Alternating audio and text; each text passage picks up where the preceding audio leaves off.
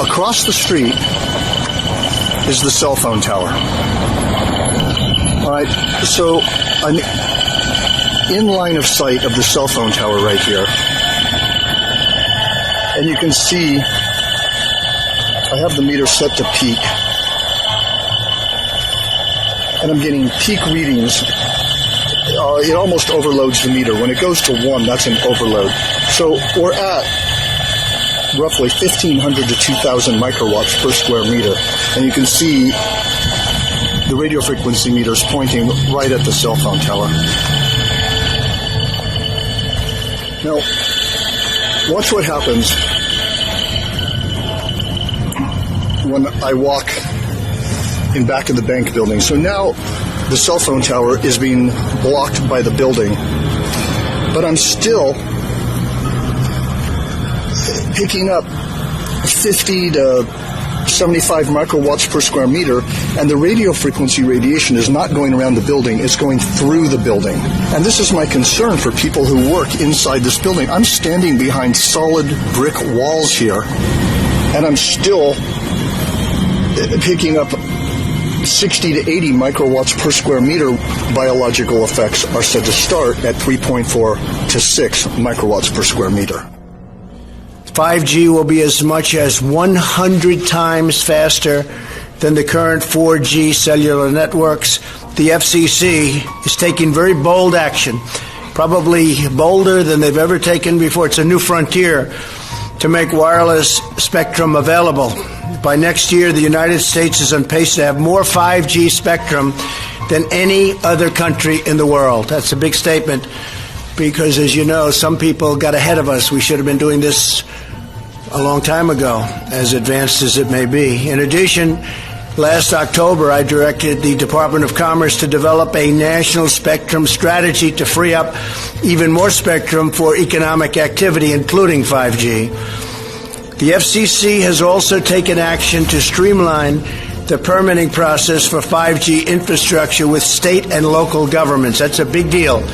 It takes too long to get permits. We're going to free that situation up, and we're going to put limits, and the local areas are going to listen to us very, very strongly. They have a big incentive to do that.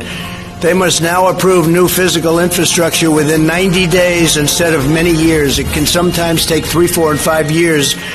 We're going to put a limit of 90 days. And there is now a cap on the unreasonable fees local governments often charge. They get greedy. They think, hey, we can really take advantage, and it ends up that everybody gets hurt.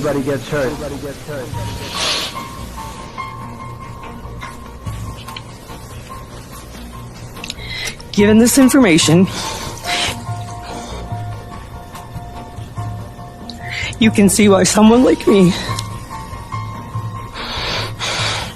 or anybody else that has dealt with a cancer diagnosis, has a concern over the implementation of 5G technology. My questions to the committee are, has the committee determined that this technology is safe? And if you have, what safety determinations were done? What kind of scientific or medical background did these people do to make a determination that this technology is safe for me, for you, for your children, for your grandchildren? This technology is very controversial, and I believe we need to give serious consideration up front to the review of the scientific and medical research studies and documentation. Many experts have determined that this technology is unsafe for human health, and I think the committee needs to take this into consideration. So I have a request. It's twofold. I request that this Energy and Technology Committee please take some time, take a pause, review the testimony of and the documents that are available to people, and the hope is that we will be able to bring some more documentation to you to show you the medical and scientific impacts of this technology. I'm not sure I understand what the rush is to push this through before people have had an opportunity to provide you some information to show you that there is danger to you and your families. My dinner table conversation is, what other countries don't have this technology? Are we going to be leaving our families to just be safe, just be able to live? When I go out of town to stay in a hotel, I have to see how close it is to a cell phone tower, if it has a cell phone tower. Wireless radiation has biological effects, period.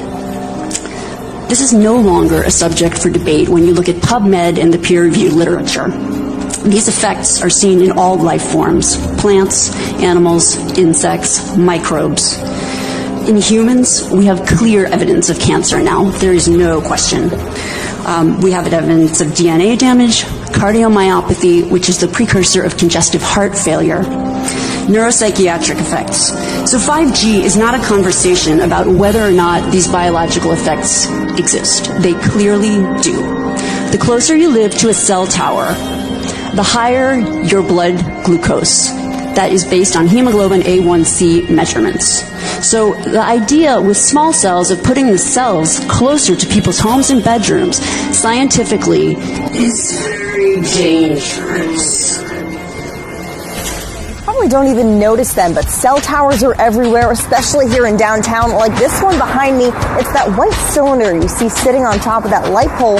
And with 5G coming to San Diego, there's going to be even more of them. People need to check this stuff out. Protesting the rollout of a 5G network in San Diego. We don't want to be experimented on. They're not doing the proper safety studies. And for hours, speaker after speaker addressed the County Board of Supervisors today. Local neighborhoods would be seeing something the size of a refrigerator showing up on a street pole, and they could say nothing to stop it. A library, a school. On traffic signals, on light poles.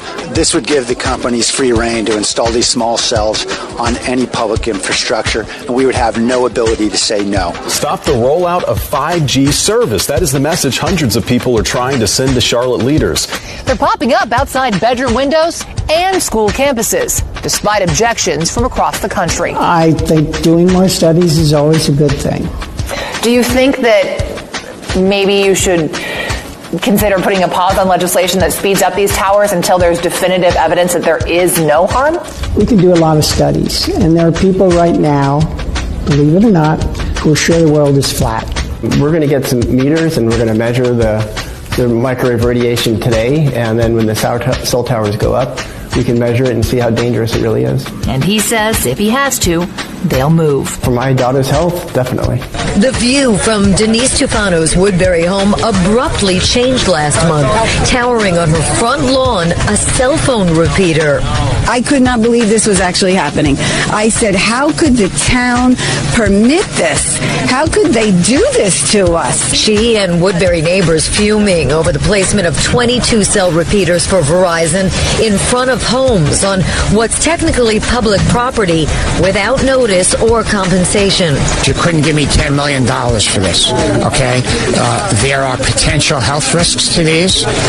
They are aesthetically not pleasing. There's also the devaluation of our home properties. 5G technology promises faster service, but the jury is out on constant exposure to its radio frequency radiation. Your cell phone you use, you put down. Microwave you use, you stop. This is constant bombardment, and we don't know what is the long-term effects. Residents say their cell service was good enough. This is an issue that is critical, not just to all of Long Island, but all of the United States, because across the United States, no wireless facilities are being tested. Some call it a microwave brew, steps from their bedroom windows. There are communities that are putting town ordinances in place that will prevent 5G from going in. This community is supposed to be a progressive community. We need to do the same thing. We need to get a town ordinance in place before they roll this out. Once they roll it out, it's going to be hard to stop. When they unleash this on us, which is not very far off, you can't see it from here, but just the other side there, you can actually see the cell tower on an apartment building not very far away. And when we did the inspection on this home, we found the readings inside the home were significant and way above what are called building biology safety standards. Building biology was the original discipline in electromagnetic radiation out of Germany. So the readings inside this house are way too high for comfort, and long-term exposure can lead to significant health challenges. So what we're doing with this house is we are shielding it. I got my first cell phone in 1993. It's a long time ago. You couldn't even use it outside of the city. Now, coverage is virtually everywhere, and the levels that we're being exposed to have increased dramatically and increase every single month.